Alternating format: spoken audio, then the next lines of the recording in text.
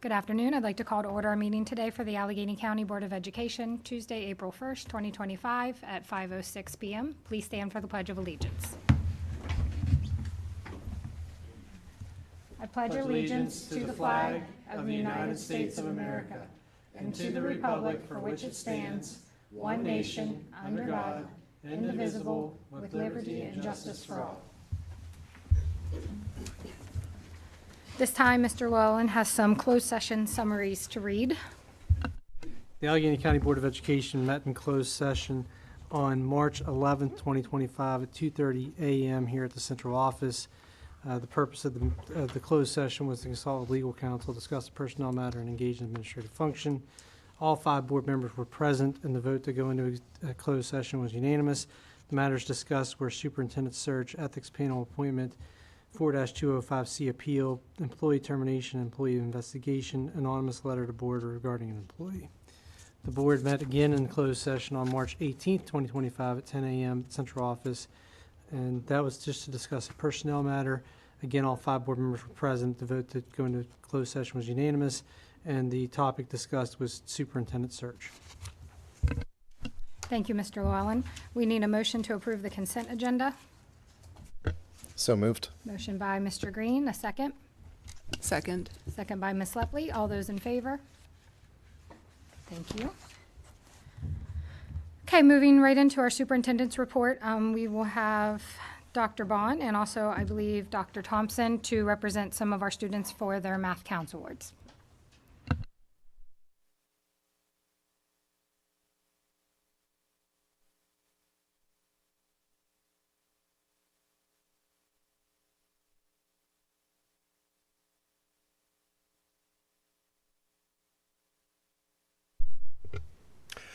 Yes, we're here this evening to recognize our middle school students who participate in the annual district math counts competition. Will come in shortly. This year we actually hosted the math counts competition after going decades down the road to Hagerstown and more recently to Frederick County. So we hosted it this year at Washington Middle School, February 22nd. We had 7 area schools, 5 from Allegany County, 2 from Washington County that participated. And we were able to forward quite a few students and one of our school teams to the math counts competition. So the representatives that we have here this evening that were participants from Braddock Middle School, Kara Breedlove, their coach, they qualified as a team. Their team members who were able to participate with the team competition were Nolan Pillai, Connor Sheehy, Zachary Llewellyn, and Jacob Cage. Additionally, we had a number of students who qualified as individual participants. Unable to be with us this evening from Washington Middle School were Liam Lindsay, Miles Thomas, Maxwell Shelton. From Mount Savage Middle School, we had 2 students who qualified for states, Joshua Georgeson and Phil Lee. And then lastly, from Westmar Middle School, we had Kaylin Chojar who qualified, and the significance of Kaylin's accomplishment is he's the first student from Westmar who has qualified to move on to the state competition. So for this year, all 4 of our middle schools had students in the state math counts competition.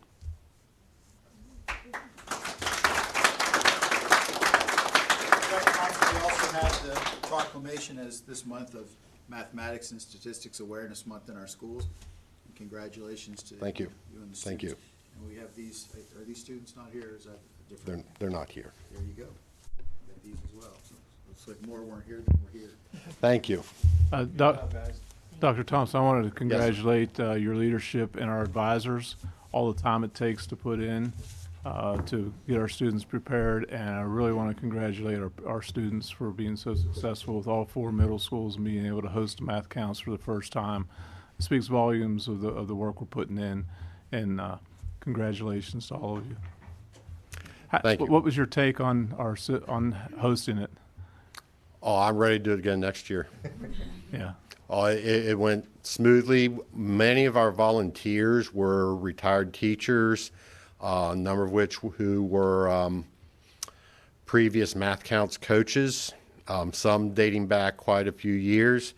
And we also had the mathematics department of Frostburg State brought some of their faculty and students that also helped as proctors and scorers. So Nice. What grade, the three that are here, what grades are you in again? I'm an 8th. I'm also an eighth. 7th. So we have one coming back for next year and two moving on. Huh? What do you think? I know this isn't your first year. I'm sure this is you've been in it for multiple years. But what do you think of your experience with Math Counts? Great. It was great. I would say it's a really fun event to go to. Yeah, it's very interesting and a good experience for higher level math. Challenging? Yes. Because when we started the program, that was the idea. We wanted to see if we could challenge our top students. Hesitated a little there. I know. Hey, these students are amazing. If you ever will go watch them in action at a competition next year, if it's hosted, if we get fortunate enough to have it here, because we can still come. People can still come and see the speed round. absolutely, absolutely. Yeah. That's where all the action is. Yeah. So congratulations, and congratulations to your folks and support, because you don't do it by yourselves. I know that a lot of home support helps you be able to get to different things. So thank you. Thank you.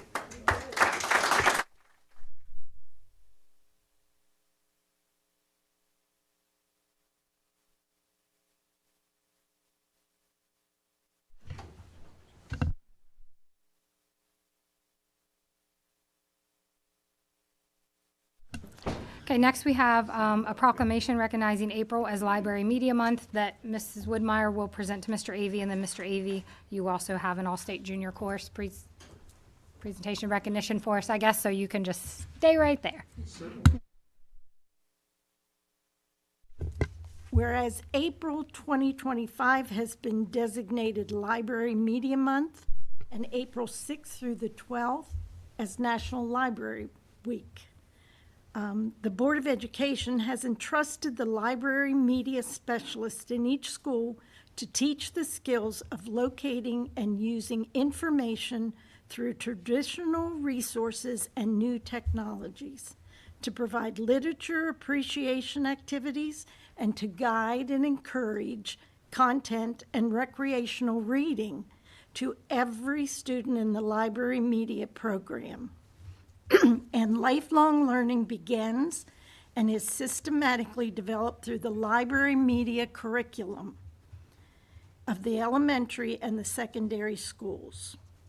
Therefore, we, the Board of Education of Allegany County, endorse the observance of the month of April as School Library Month and National Library Week, April 6th through the 12th, 2025, drawn to the library.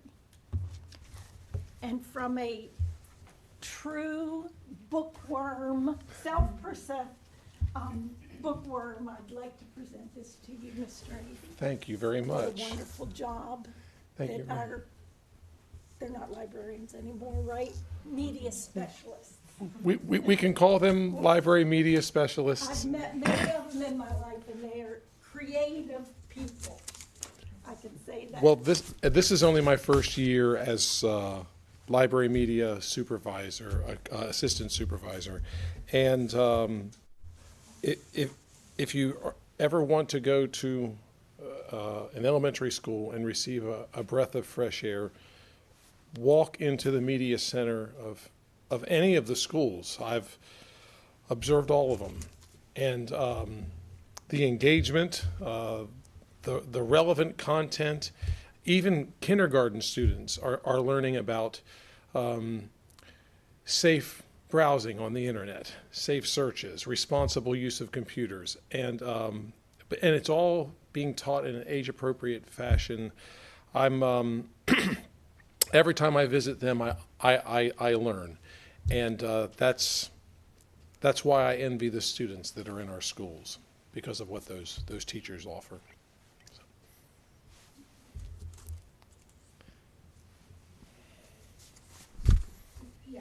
You can go on with the all-state course, and then you're also staying put for the Student Council Awards. So just show, Mr. Avey. I'll try not to take too long.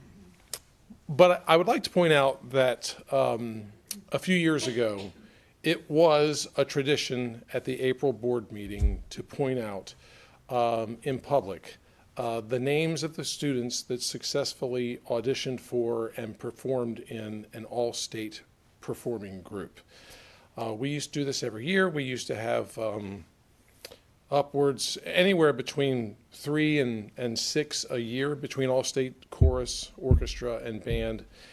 And COVID-19 happened, and the Maryland Music Educators Association shut that entire program down for 3 years. And on the 4th year, the auditions became virtual, and no one from this system participated. And then we started to see some decline in the enrollment for the high school choral programs, and that we're finally seeing some uptick returning with that regard. And we finally have a high school student that made all-state chorus. I'd like to bring her up for your attention, Charlotte Gomer.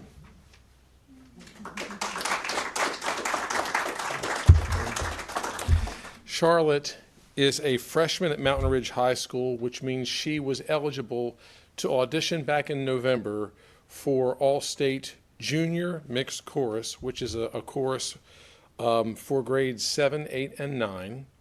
And it auditioned over 900 total singers from all over the state.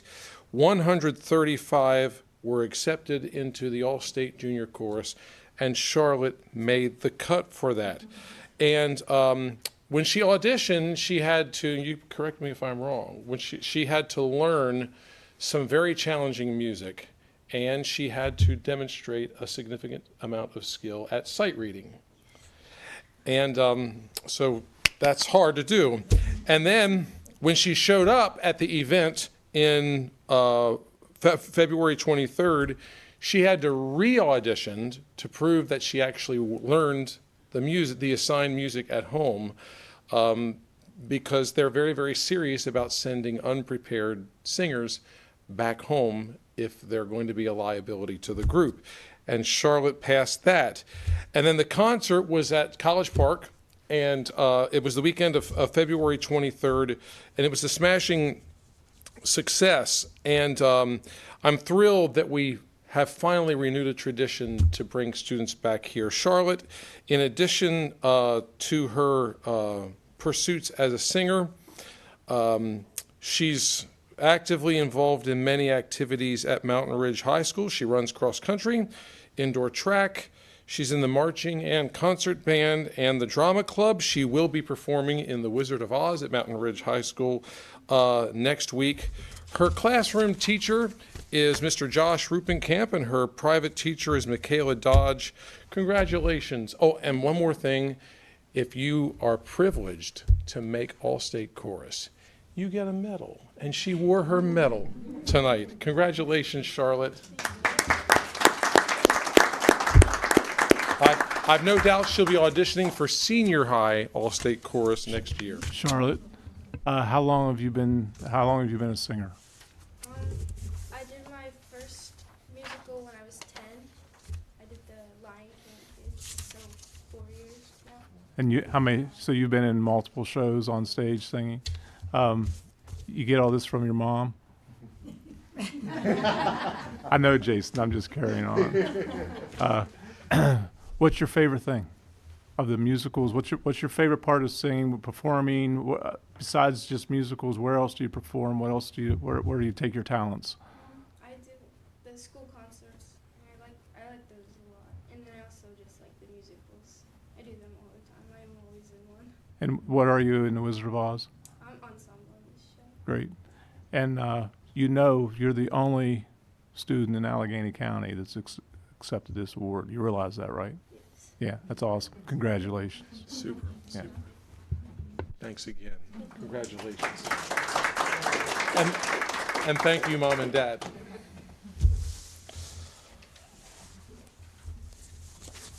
It,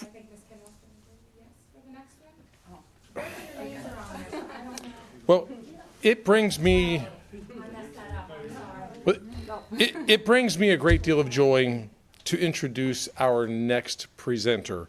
I want to be quick, but there's a lot that I have to say about Kara Kennel and the award that she received just 3 weeks ago. It is known to very few people, in my opinion, from my judgment, that our secondary student council programs and our service learning programs are actually outstanding. They're well run, they're engaging for the students, and every minute of every activity is in keeping with the best interests of our future leaders in Allegany County, which brings me to Kara Kennel. I've been sharing office space for Kara for almost 3 years now, but I was just assigned as her direct supervisor this year, and as a result of that, I discuss the responsibilities that she shoulders and the judgments that she makes almost daily. But the truth is, she's so savvy and experienced and thoughtful in what she does. She needs very little supervision. Anytime I go to an event that Kara organizes, I'm beyond impressed by the pace, the engagement, the teamwork, the educational value, and it's all a result of her thoughtful approach to details and leadership style. She's earned the respect of her subordinate teachers and the mutual respect of her fellow. I've been in the room while she does these Zoom meetings with all of the other student council advisors in the state, and I know that she's earned respect from all of her peers at every level. She's very well respected among the student council members. Caden Ogden, student council officer, is here and we asked, why are you here? I'm here for you, Kara. That's what he said, and I was rather touched by that. Guest presenters are impressed by her work. They always want to come back year after year and work with her again. She's poised for every problem and every responsibility, thanks in no small part to over 23 years of experience working directly with the Maryland Association of Student Councils. Now, if I would have told her that I was working with teachers to nominate her for an award, she's so humble. She would have said, you can't do that. You shouldn't do that.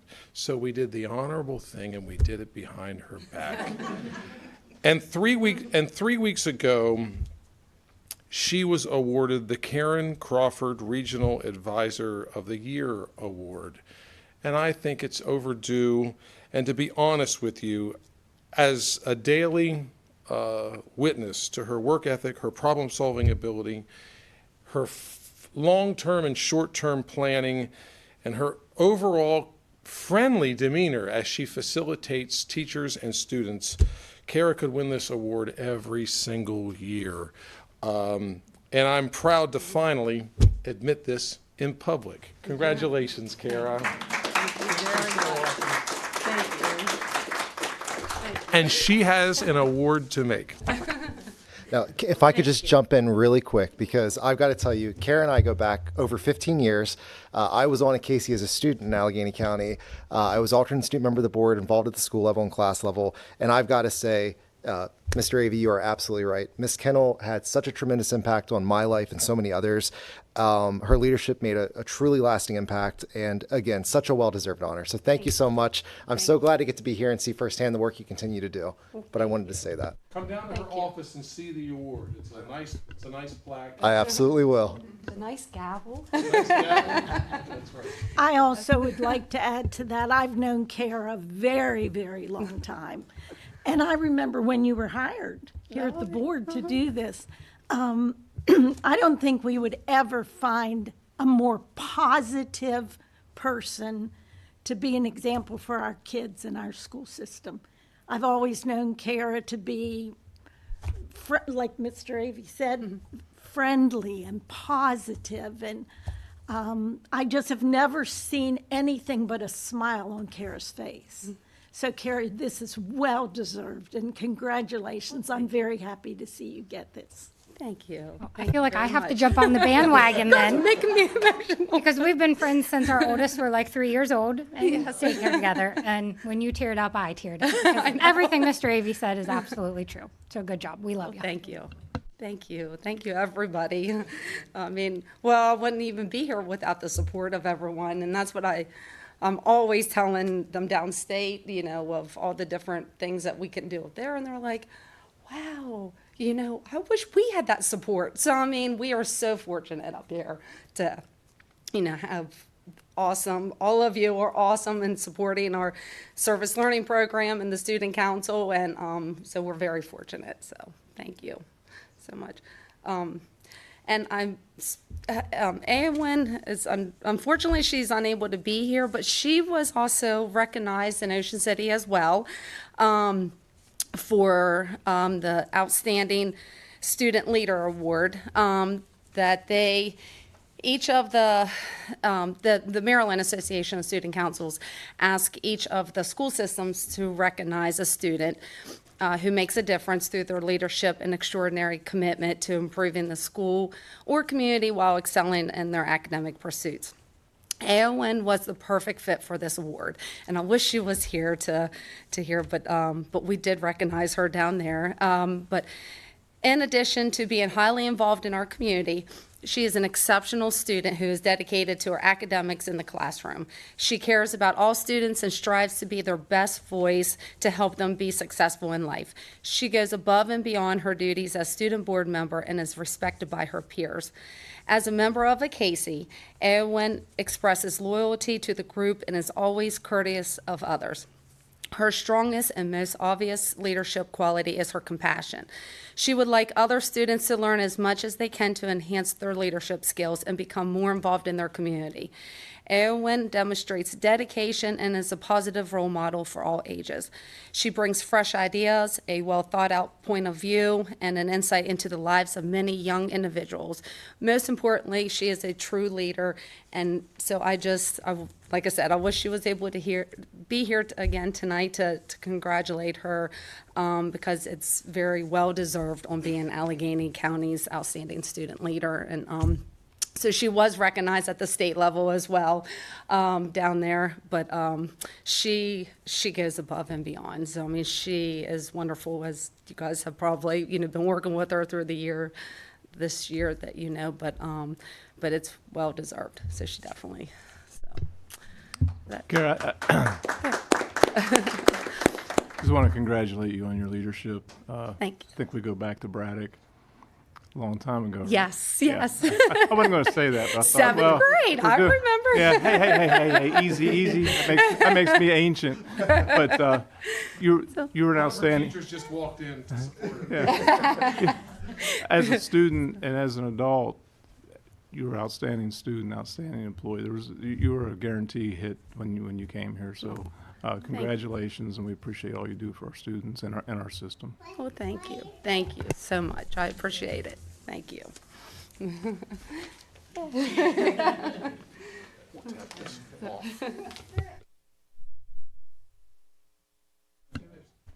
Yeah.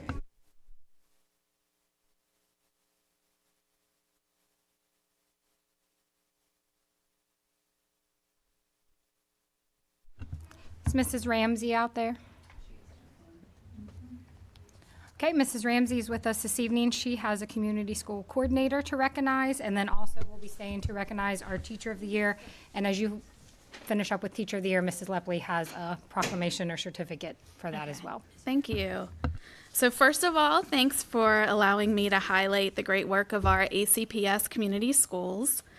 Community schools promote positive, equitable outcomes by promoting students and families with the physical health, mental health, academic, and extracurricular sports needed to thrive.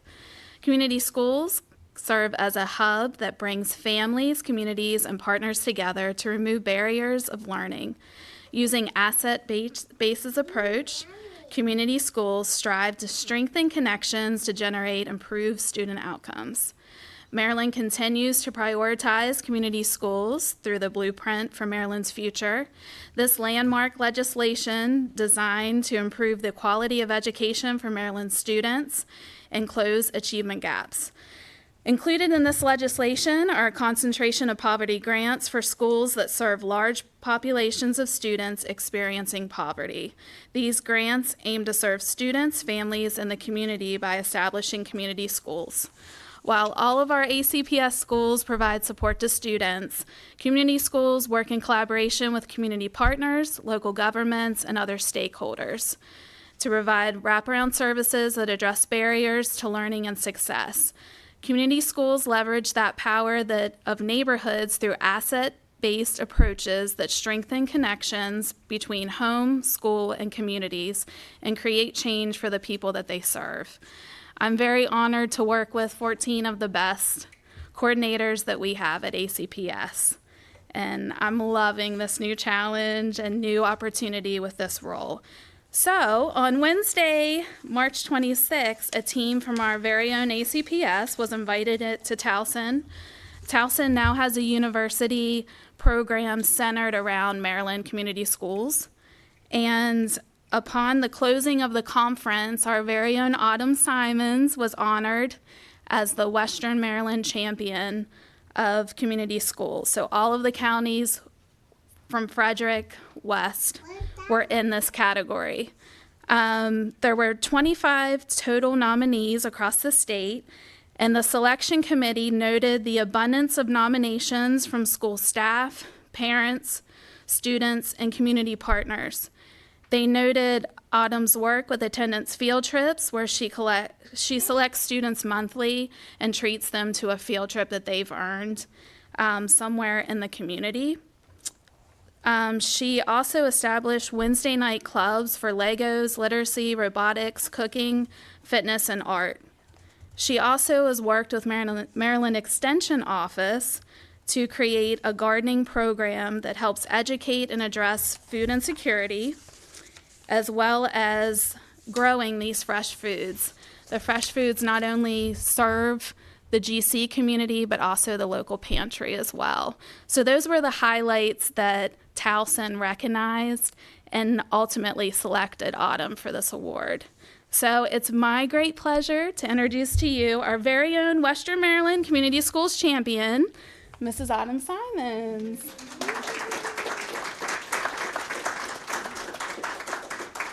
Thank you very much.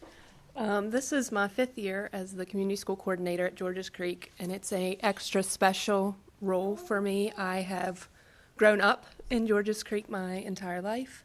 I went through Georges Creek Elementary. My children are currently in Georges Creek Elementary, so this job is more than a job to me. I love it. I love every part of it, and I appreciate the nomination and recognition. Though it's not usually my thing to be in the spotlight. I like to behind the scenes work much more.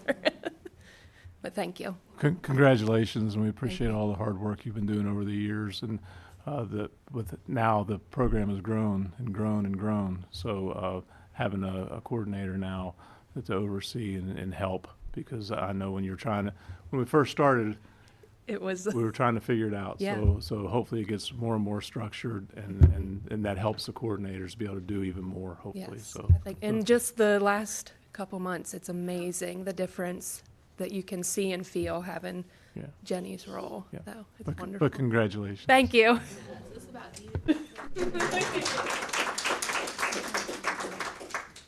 All right, so more good news. So now our Teacher of the Year. So this role I have been doing for 6 years, and I love it every year. I get to work with the best teachers in the county every day, and it's so special to be a part of coordinating the efforts to select our Teacher of the Year, because we know that we have the best teachers in the state. We know this. So I'll go over a little bit about the selection process and how we ultimately selected this year's Teacher of the Year. So each December, we begin the nomination process. This is a school-based process. Every school may have a nominee. And then that individual, the teacher, can seek recognition countywide, ultimately, with the goal of being the state teacher of the year. So they work really hard on a professional binder with questions predetermined by MSDE. Through that binder, we were able to narrow down. This year we had 14 teachers recognized, and we narrowed it down to 5 finalists. So those finalists were Brenda Bauer from Cresaptown, Katie Everly from Bell, Brian Hansel from Allegany, Kelly Miller from Flintstone, and we were able to announce our winner through the interview process of the combined portfolio and an in-person interview. And our winner this year is from Braddock, Mrs. Jeanette Milburn. So I have a bio for you to showcase all of the great things in the minimum 100-word requirement. So this was hard because Jeanette works so hard every day for our students in Allegany County. Jeanette is a dedicated educator with 12 years experience fostering student success in Allegany County. She earned her master's degree in curriculum and instruction with a STEM specialization from Frostburg State University in 2021, as well as a bachelor's degree in elementary education in 2011. Her accolades include the 2022 Honorary Award of Excellence in Curriculum and Instruction from FSU and the 2023 Curriculum Associates Extraordinary Educator Award from Ready Math. She has taught elementary students and is currently a 6th grade mathematics teacher at Braddock Middle School. Beyond teaching, Jeanette also leads Students Helping Other People organization at Braddock, and she also goes to MSDE and brings back all the great knowledge of best practices through math instruction, and she provides that to our local educators. So it's with great pleasure. Congratulations, Mrs. Jeanette Milburn, as our new Teacher of the Year. Good evening. It is an honor and a privilege to stand before you tonight as the 2025-2026 Allegany County Teacher of the Year. I'm deeply grateful for this opportunity to represent our incredible educators and to continue advocating for the diverse students that we serve each day. This recognition is not simply a reflection of my work, but a celebration of the collective dedication of my colleagues, my mentors, and most importantly, my students who inspire me daily. Throughout my teaching journey, I've had the privilege of witnessing the brilliance and the resilience of our students. They come to our classrooms with unique experiences, perspectives, and strengths that enrich our school communities. From multilingual learners who bring the gift of multiple languages to students who persevere through challenges with unwavering determination, every child has a story worth celebrating. It is our responsibility as educators to create spaces where each student's voice is heard, valued, and empowered. Some of my most cherished moments as a teacher come from watching students embrace the power of their own voices. I've seen the quiet student find confidence through a math discussion, the struggling learner experience the joy of a breakthrough, and classmates rally around one another to celebrate successes both big and small. These moments are a reminder that growth is not always linear, but it's always possible when students are given the support, encouragement, and belief they deserve. In my own classroom, fostering a culture of belonging has always been at the heart of my teaching. I strive to ensure that every student sees themselves reflected in our learning. By encouraging mathematical discourse and critical thinking, I have seen students grow not only in their academic abilities, but also in their confidence to question, reason, and contribute. It is this empowerment that turns learning into a lifelong journey. As Allegany County Teacher of the Year, I'm committed to expanding this impact beyond my classroom walls. I will continue to advocate for equitable educational opportunities, ensuring that every student has access to the resources, support, and inspiration they need to thrive. I will work alongside my fellow educators to promote culturally and linguistically responsive practices, creating inclusive learning environments where all students can succeed. Additionally, I hope to collaborate with families and community partners, knowing that when we work together, we create stronger pathways for student success. Furthermore, I will remain dedicated to uplifting the voices of our students and families, partnering with them to better understand and meet their needs. True educational excellence is achieved when we embrace the diversity of our community and recognize it as our greatest strength. Thank you once again for this incredible honor. I am proud to serve Allegany County Public Schools and to stand as a representative of the passionate and dedicated educators who work tirelessly to make a difference. Together, we continue to inspire, support, and champion every student, ensuring they know that their dreams are within reach. Thank you.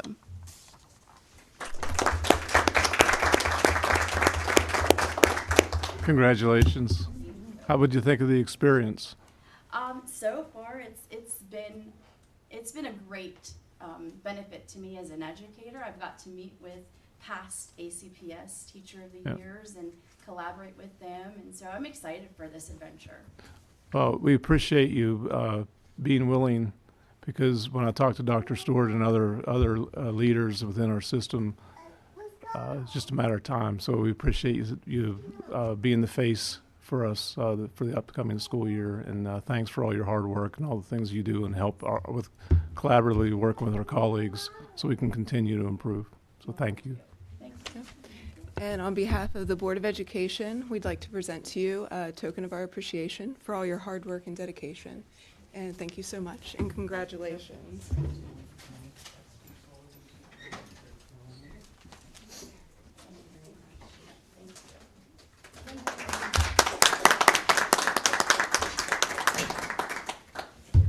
Congratulations, Mrs. Milburn. If any of you want to leave, you are welcome to now. I can see there's a few faces that want out of here. It's okay, you may go. If you don't want to stay for a budget.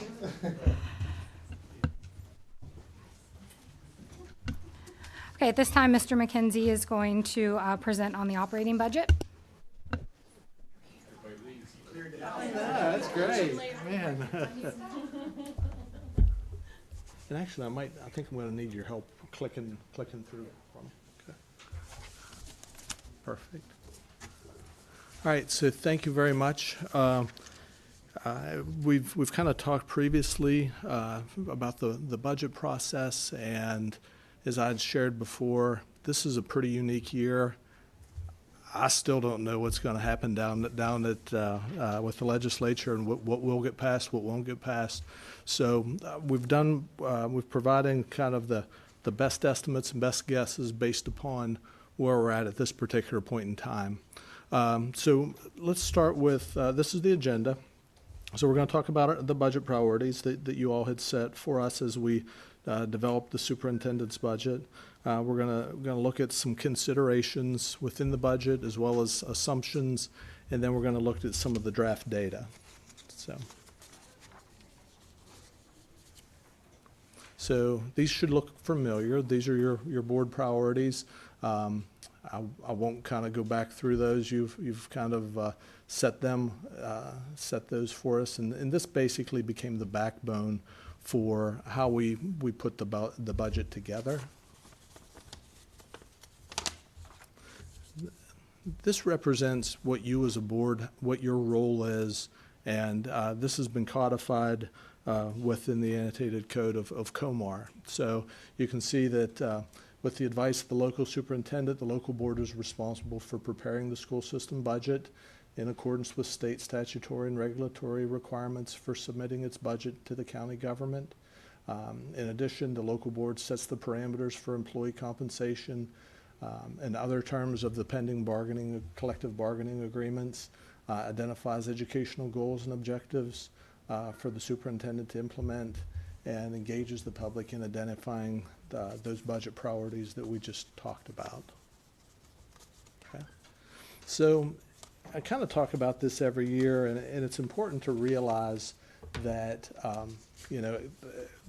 especially in a year like this where things continue to get tighter, we can't bond debt, we can't levy taxes. We're almost or raise revenues basically on our own. We're kind of at the we have two main funding sources: the state and locals. The state provides revenues based upon our enrollment demographics and our relative wealth. We are currently, and we've talked about wealth in the past and how that influences our state aid. Currently, we sit we're out of the 24 districts, that's 23 counties plus Baltimore City, we're ranked 22nd in relative wealth per pupil. So what that means is the state funds the majority of our budgets, okay? In this case, about not quite 75%. Local governments is obligated to fund their local districts annually as well, and that is also codified as well. So the other big thing to kind of keep in mind in terms of considerations, we have to set forth a budget that's balanced. We're not the federal government. We can't run up trillions of dollars in deficits. We have to live within our means. So the budget that you're going to see tonight kind of allows us to do that. I'm also going to share some enrollment considerations as well. Typically, we have a state aid review as well as part of the process. This year, with so much uncertainty, we decided not to do that. But our aid, as I mentioned, is impacted by our relative wealth as well as enrollments. So we did have a slight drop in enrollments of 60.25 kids. So our total enrollment now that for K to 12 that we're receiving aid on is 7,635 students. You'll also recall that we are a total CEP district, district-wide CEP now, but the free and reduced meal eligibility is still a key consideration for our compensatory ed state aid. So how that's computed, and again, this year we had a slight decline, 1.44% or 69 students. So for districts that are CEP, basically they go back to the year prior to you becoming CEP, and that's what they base your free and reduced meal percentages upon. We've had a couple other increases this year. Our multilingual learners increased from 38 to 46 this year, so that's a 21% increase. Another large increase related to the special education population, which increased again this year after a significant increase last year. So we went to from 1,316 students last year to 1,462, so that's an 11% increase, and that was on top of an increase of about the same the year before. So in the past 2 years, our special education population and students with requiring special needs has increased nearly 22%. Okay, and so in terms of our revenue assumptions, and again, as we go through this, revenues and expenses have to match. So you'll see that we have we'll be requesting from county government $35,139,284. And again, because we don't know exactly what's going to happen within the legislative session, that number includes at this point $1,354,195, which represents an estimated teacher pension passback. Latest we've heard is that number could be about $600,000 less. And again, in this case, there's a revenue and a corresponding expense on the expense side of the budget. State revenues are almost $103 million. You can see that that's a slight increase of $132,000 compared to last year. As I mentioned, that's about $1.7 million less than current law. So we've kind of considered what we think is going to come out of the legislative session, and so we're estimating about $1.7 million less than based upon law. So if nothing were to have changed, the 102, almost 103 million would have been $1.7 million higher. Within other revenues, you can see there's a slight reduction, an estimated reduction of 8.7%. What's really driving that reduction is we're anticipating interest revenue on the cash that we're able to carry at the Board of Ed to go down slightly. So the majority of that decline relates to interest being pulled back, being pulled back as we anticipate the Fed to lower rates. This budget also shows us utilizing $3 million from our fund balance to help balance the budget. As I mentioned, the expenses and revenues have to match. So in order to do that this year, we are dipping into our fund balance, and it's primarily being driven by healthcare costs. Is what's kind of driving that particular increase. Within our budget, we've kind of broken down things into personnel assumptions and non-personnel assumptions. So whenever we start with personnel assumptions, the budget as presented does meet the original contractual obligations set forth with our 4 bargaining units. Okay. Within this budget, we were also able to move some funds from unrestricted to restricted funds. So the middle school after-school programs will continue. They're just going to be paid with a different funding source. To help combat the increase within the special education students, this budget also funds 5 additional special education teachers. We have additional resources as well because of the increasing multilingual learner demographic, so that we're still able to meet those student needs. The issue with the multilingual learners, think of it like this: we have 46 students, but we have 12 different grades in 20-plus buildings. So they're spread out in such a way that it's difficult to to have like a specific teacher cover those children. So it's something that we're able to we meet their needs by through contractual folks kind of helping them. This budget also includes a summer program that was previously funded by CARES, and it's going to be absorbed this year. Then you also notice that transportation costs are increasing slightly, $90,000. We had a slight decrease in the number of non-public placements within special education. Although our population is increasing, we're able to pull that number back a little bit. We also have seen a pretty dramatic increase in our utilities. So we've budgeted an extra $265,000 in utilities. These next 2 are the bigger items within the budget increases. As I mentioned, the teacher pension pass back, the corresponding, it's basically a pass-through. We're getting the monies from the county, and then we're paying those on behalf of the teachers in the board and the county.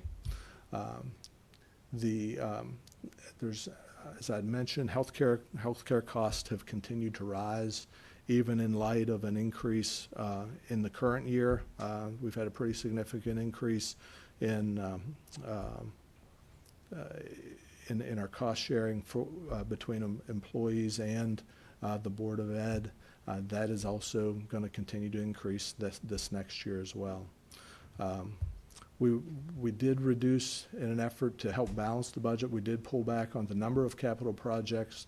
They've been reduced by $340,000.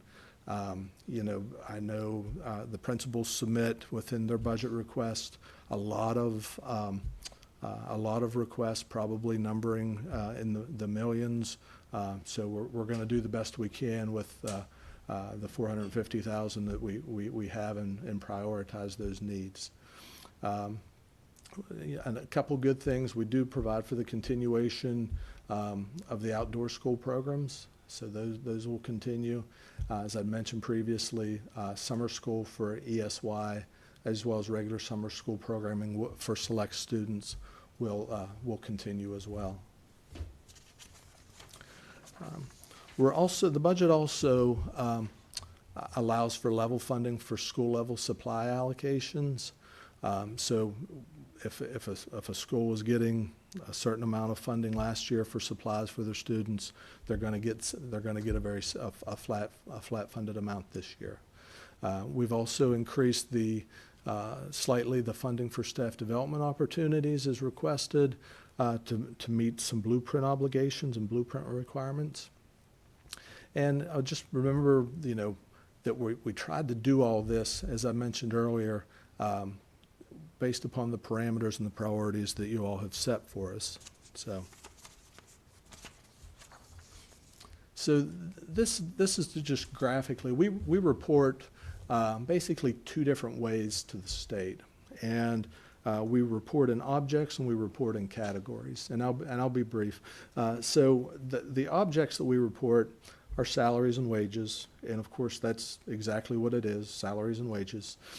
Contractual services represent things that we have to outsource to be able to have done for the system. For instance, if we have to have electrical work that's outside of the scope that our maintenance department can do, we're contracting those jobs. Supplies and materials, again, very similar. Those are supplies and materials. Other charges represent utilities. It also takes into account any travel, those types of items. Equipment and buildings, again, those are additions. Equipment we categorize as anything over $1,500. Transfers, that's where we put the non-public placements. That's where those kids go. They're considered a transfer as they're outside of our normal operations. And then last but not least is fixed charges. And you can see that fixed charges, between fixed charges and salaries and wages, that represents the largest portion of our budget, those two together. In fact, they represent 81.34% of our budget this year as presented.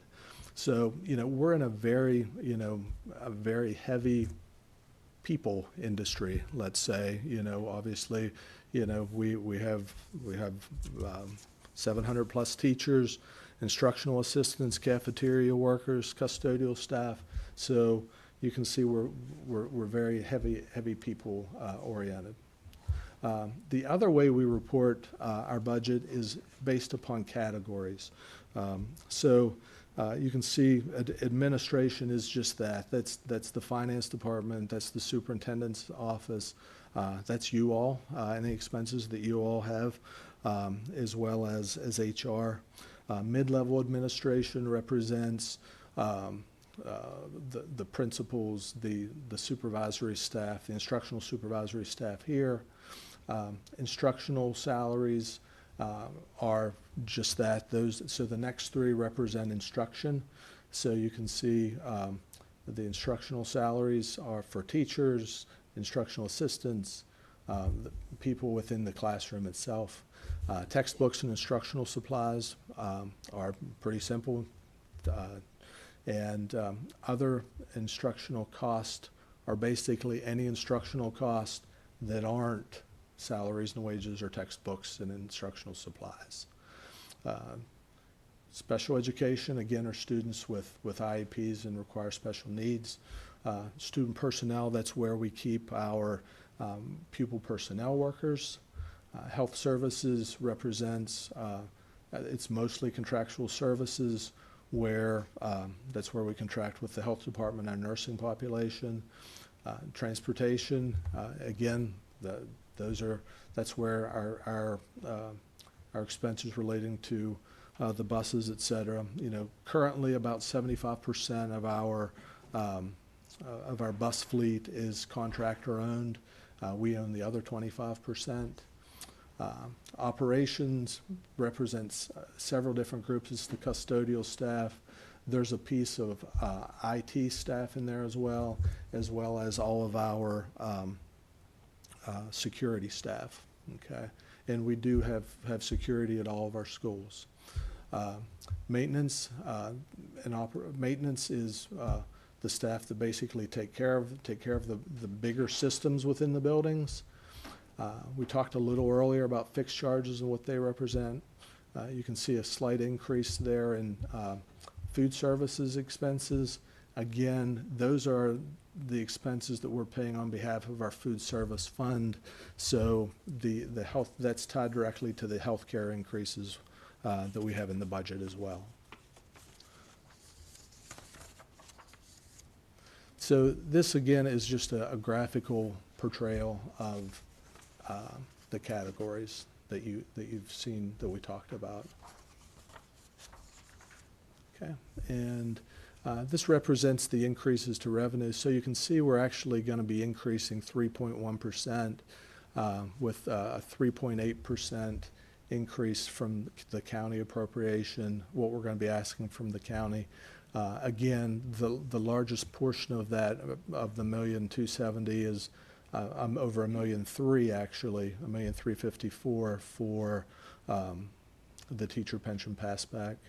And then down at the bottom, you'll see, again, we're utilizing fund balance of $3 million to fill in our budget gaps this year. Okay, so some additional kind of considerations. As I said earlier, we got another week of the session, the legislative session. They're starting to figure things out, let's say, but there's still, it can still go a lot of different directions. The only other thing I would say is there's probably also going to be a shift in the rank and makeup of our Title I schools, which could also have an impact on our budget as it's presented. So more to come on that. So, does anyone have any questions? I have a question. I know, I'm sorry, this is probably one of the longest meetings we have. Obviously, it's a very important subject that we're covering. I just want to say that as a new board member, I had the opportunity to sit down with Mr. Blank and Mr. McKenzie and were really blown away by the level of detail and knowledge you have about our budget and what you were able to answer. I apologize to Ms. Lepley. She was in that meeting with me. It was a long meeting with a lot of questions. But I want to highlight a few key things because I know some of that can be a little tough to take in as a member of the public. And, you know, I think it's important to recognize that through Mr. Blank's leadership and the work of the finance team, you know, Allegheny County schools are not really facing the sort of the same level of fiscal uncertainty and crisis that some other school districts in Maryland are facing. Like you said, we've actually done some great things like, you know, that CARES funding going away. We're still able to offer those extended school year services. You know, I think it creates a really strong foundation for our student success, for the district success, and also for an incoming superintendent. So I just want to take a moment to thank you for all of that work. I know it's a very long process, but thank you very much. Thank you. Appreciate it. Oh, and I did have one other question. I know this is late breaking, but do we know how any of the federal government's move to take back the $400+ million in COVID-19 recovery funds? It might be 360. I've seen some different numbers. Is that going to impact Allegheny County? It was 418 this morning. Yeah. So the latest and greatest. So what I can tell you is that my colleagues and I have a CFO call tomorrow at 11 where we're going to get some additional information. We don't think there's going to be much of an impact for us here in Allegheny. We had our last payment for work that was done for CARES 3 funding from that was done at Braddock. That last payment was actually made March 14th. We sought reimbursement for that this morning. The way the windows open for being reimbursed from the state, the windows only are open from like the 1st to the 10th. So whenever we paid that on the 14th, today would have been the first time we could have sought reimbursement. So to my knowledge, I think that's basically the where we would have any risk. So it's certainly not what some of the other districts are facing. Gotcha. Thank you. Sorry to put you on the spot like that, but I appreciate your context. Well, I have another one to put you on the spot because I haven't seen or heard anything, but have you heard anything as far as the CEP funds coming down from the federal level with the lunches? Like, will any of that be in jeopardy in the future? We think we're okay? That I don't know. Okay. Yeah, I've been trying to pay attention, and I haven't heard it specifically either. That I have not heard. You know all things Larry, so you may have heard something. Sorry. Are there any other questions for Mr. McKenzie? Okay. We will, I just want to take a minute and thank him before you vote. I just want to thank you and your staff, all the hard work, and to echo the level of detail. You're so transparent. So congratulations on being able to present tonight and have it to you and your staff. Yep, thank you. Appreciate it. yeah, we have a spot to vote under new business, so we'll wait to vote till then. Thank you, Mr. McKenzie. We appreciate all your hard work. At this time, we will move into hearing of constituents. We ask that the public limit any comments to 5 minutes, and topics that are excluded are individual personal issues, identifying students or staff members, matters that are on appeal or may be appealed, topics for which the board schedules formal public hearings, and any advertising or solicitation of services. We do have one individual signed up to speak. Is there still a Donnell Keach? I'm so sorry I signed up to speak at the longest. You're okay. We've had longer. It just hasn't been lately, so. Here, I'll only take three minutes, yeah. I was here at your meeting in February and was pleased to start to get to learn about the superintendent search. So watch you take action that evening on investing in a national search utilizing some services available through a state agency. And then I missed all of March. I was traveling for both work and personal reasons for most of the month. And when I got back, was dismayed to discover that I had missed the kind of the open survey period for inputs. So I just wanted to add my 2 cents here this evening, particularly because when I was here in February, there was another member of the community who spoke out and asserted quite strongly that it was unnecessary for us to look outside our community for our next superintendent. I find that really insulting, the notion that our community, that our students and teachers and our public schools don't deserve the absolute best candidate for superintendent that we could have, and to prejudge a process and imagine that there's no point in looking outside our community. That's no business, no organization would ever conduct a search for talent with that kind of prejudging of the applicant pool. So I just wanted to thank you for conducting a national search, for doing everything within your power to develop the most robust, outstanding pool of candidates that you possibly can, for listening to public and constituent input, so that the students and the parents, the teachers, like we saw tonight, can continue to get just really first-class support for the continuing thriving of our community. Thanks.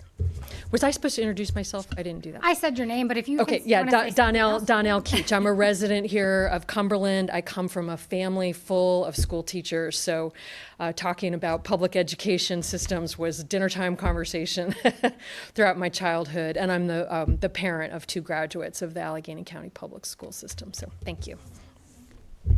Thank you, Ms. Keach. Is there any board member responses? Okay, we will move on to new business. At this time, is there a motion to approve or a motion regarding the superintendent's operating budget?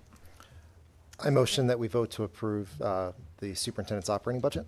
Is there a second? Second. Second by Dr. Bond. Are there any questions or comments? All those in favor? Passes unanimously. Thank you. And at this time, Mr. Llewellyn will speak about consider first reading of the resident and non-resident student eligibility policy. What you have before you is policy JFA, which is brand new, and this policy would not be effective until July 1st, 2025. It's as a first reading. Policy committee has worked diligently and continues to work diligently on the regulation to accompany this policy. So we wanted to get the ball rolling. We want to have a resident and non-resident student eligibility policy in place in time for the next school year. So the policies, I think the easier part, because it's the bones, but all the send you and meet will be coming hopefully at your May meeting when you do hopefully the second reading of this policy. So if there's any questions, we're happy to answer them. Otherwise, policy committee recommends this policy to you. Okay, is there a motion? Motion to approve first reading of resident and non-resident student eligibility policy, file JFA. Thank you, Dr. Bond. Is there a second?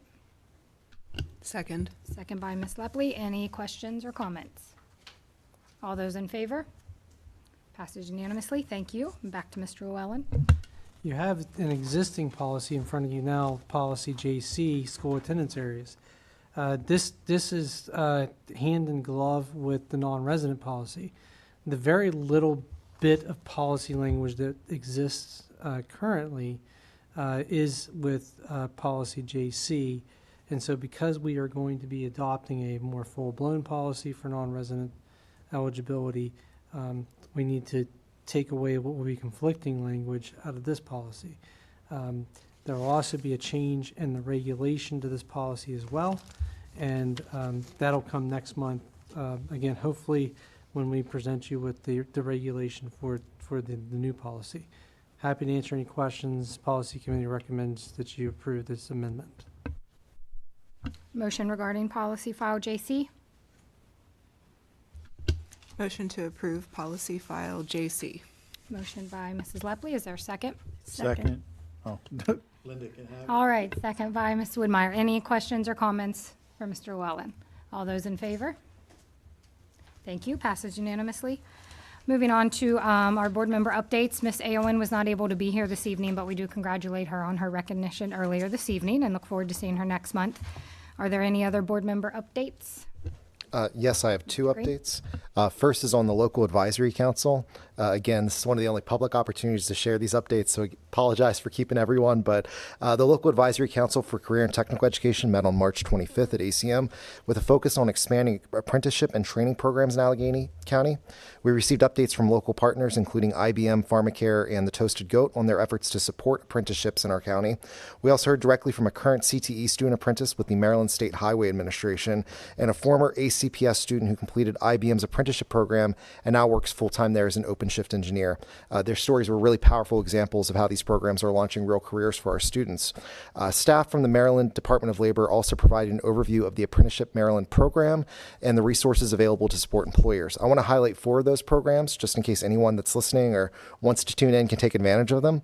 One is the Maryland Apprenticeship Tax Credit, which is up to $15,000 per year in tax credits for youth and adult apprenticeships. There's also the Cadet Program for law enforcement, which grants $2,000 per apprentice and up to $10,000 per year. The Fostering Employment Program, which is one of the most underutilized programs in the state of Maryland. This is specifically for apprentices who are foster youth or unaccompanied homeless youth, ages 16 to 24. There's no cap on this funding, so if you are a small business in Allegany County that's interested in offering apprenticeship and you offer it to foster youth, you can get up to $7,500 per year for up to 4 years. And then finally, a public sector apprenticeship innovation fund, which offers up to $600,000 for public agencies to create apprenticeship programs. I would definitely encourage, I know that ACPS is looking at ways that we can offer apprenticeship programs within the school system, but Allegany County government, City of Cumberland, and Frostburg should also do the same. This is a great opportunity to make a real impact and really help small businesses in our community who otherwise can't support apprenticeship.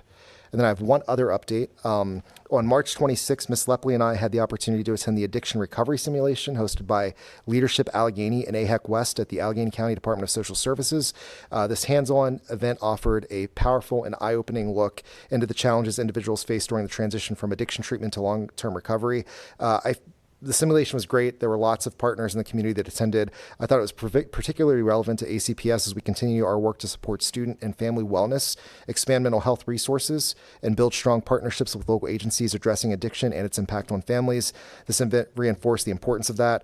We appreciate the opportunity to represent the board at that event, encourage continued collaboration between ACPS and our community partners to support students and families navigating these complex issues. That's all of my updates. Thank you, Mr. Green. Dr. Bond? I just wanted to bring up something that was brought to my attention by a group of teachers. I'd like to make a motion to have our policy committee look at our current cell phone policy to see if it could be amended in such a way that cell phones aren't being used in our classrooms by students and disrupting other classes. So that's my motion.